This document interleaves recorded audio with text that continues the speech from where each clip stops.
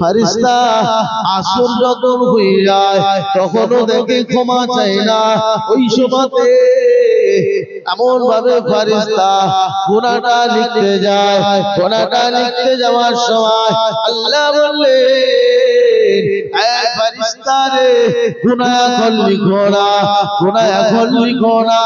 ও ভাইয়েরা, আসর পার হয়ে গেল, গুনাহ লিখলো না। মাগরিব হয়ে গেল, গুনাহ লিখলো না। ইশা হয়ে গেল, গুনাহ লিখলো না। এমন সময়তে বান্দা যদি সারা দে ক্ষমা যদি চেয়ে নেয়, তার গুনাহ তো লিখলো না, আল্লাহ তার বদলে তাকে নেকি লিখতে থাকে। ও ভাইয়েরা, যদি কেউ এমন ভাবে নেকি কাজ করার জন্য সে যদি এমন ভাবে নিয়ত করে, নিয়ত করার পরে তার নেকিটা সাথে সাথে লেখা হয়। যেটা হবে না মোহাম্মদের সাথে তো হবে না। নারী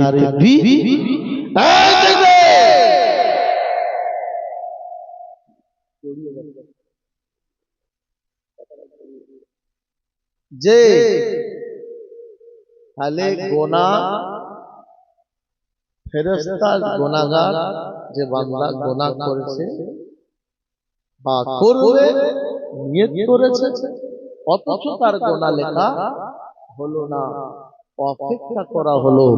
কিন্তু নেকি যখন বান্দা করবে বলে নিয়ত করবে, সাথে সাথে নেকি লেখা হয়ে যাবে। তাহলে আমরা বান্দা কোথায়? জান্নাতের বাগান হলো, জান্নাতের বাগান হলো শিবপুর শেখপাড়া।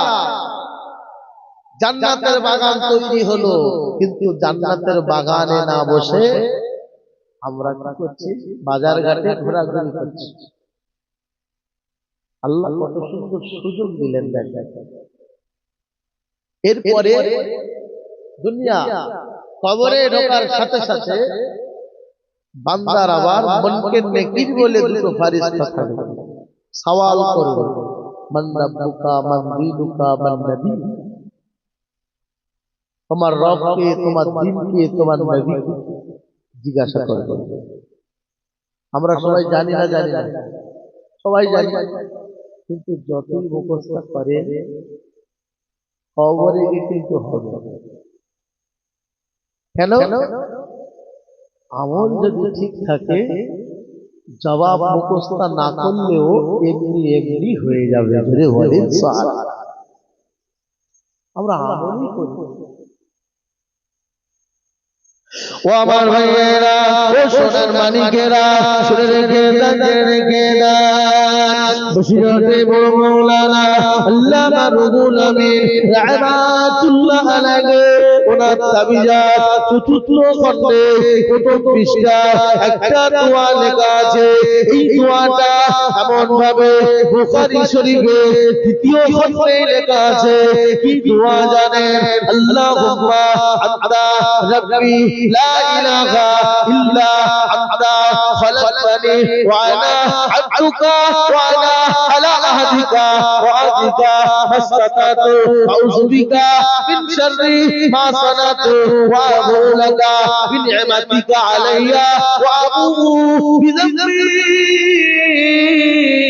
اغفر لي فإنه لا يغفر الذنوب إلا বলে। এই দোয়াটার কি ফায়দা জানেন? ফায়দা জানেন? এত বড় দোয়া, প্রচুর ফায়দা। বুখারী শরীফের দ্বিতীয় খণ্ড আছে, আর আমরা প্রত্যেকেই মানি। হযরত আল্লামা রুহুল আমিন রাহমাতুল্লাহ আলাইহি হুজুরকে মানি না? সবাই মানি। ওনার তাবিজাত, তাবিজের বই তাবিজাত চতুর্থ খণ্ডে প্রথম পৃষ্ঠায় দেখবেন দোয়াটা আছে। আমি বলে দিচ্ছি কাজটি ও আমার ভাইয়েরা, এই দোয়াটা যদি কেউ ফজরের নামাজ পড়ে যদি এমন ভাবে এই দোয়াটা পড়ে মাগরিবের ভিতরে, সে যদি মারা যায় আল্লাহ পাক জানিয়ে দিলেন সে বান্দা বান্দি আল্লাহ পাকের দয়ার জান্নাতে চলে যাবে।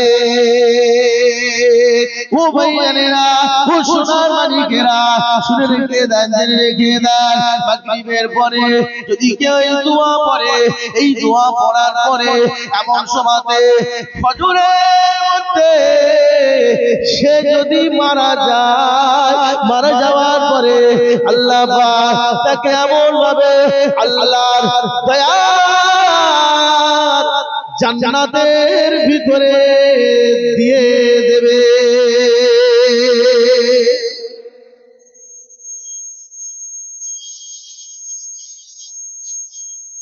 কথা নাকি কথাটা ছোট নাকি একটুখানি নাকি হয়তো দোয়াটা একটু ছোট হতে পারে,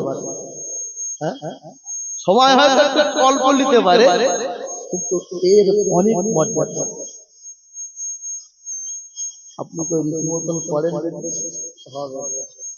মনে থাকবে, ভুলে যাবে, আর যেদিনই ভুলে যাবেন সেই দিন হয়তো মারা যাবে। ভুল বললাম, যেদিনে ভুলে গেলেন সেই দিনে মারা গেছে, তাহলে কার হলো হলো। ওই জন্য বলছে খাও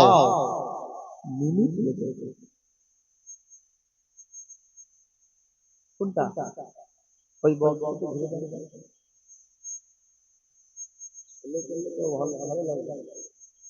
সামান্য ঘুরে মনিটর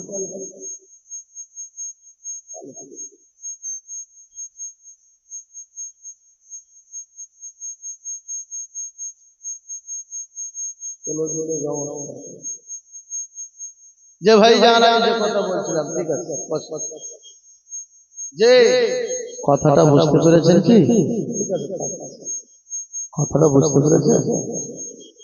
এই আমলগুলো যদি আমরা রীতিমতন আদায় করতে পারি, ইনশাআল্লাহ অবশ্যই অবশ্যই আল্লাহ পাকের দয়ার জান্নাত আমাদের নসিবে হয়ে যাবে। জোরে বলেন সুবহানাল্লাহ। আমি বক্তব্যের প্রথমে একটা কোরআন শরীফের ছোট্ট একটা আয়াতে কারিমা পেশ করেছি, ইল্লাল্লাযীনা আমানু ওয়া আমিলুস সালিহাত। ঈমান আর আমল